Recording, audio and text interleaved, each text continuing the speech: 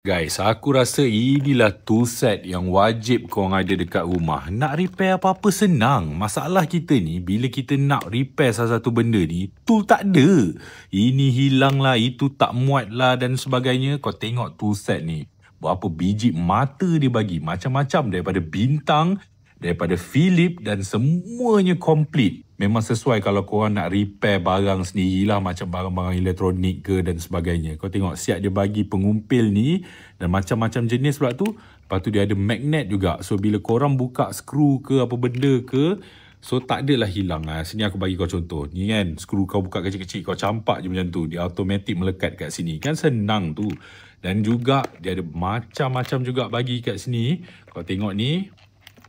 Macam ni biasalah. So kau boleh tukar mata-mata tu. Mata-mata yang ada tu terus kat sini.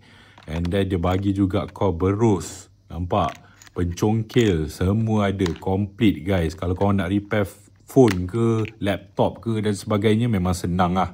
So kat mana kau boleh dapatkan? Macam biasalah. Dekat beg kuning guys.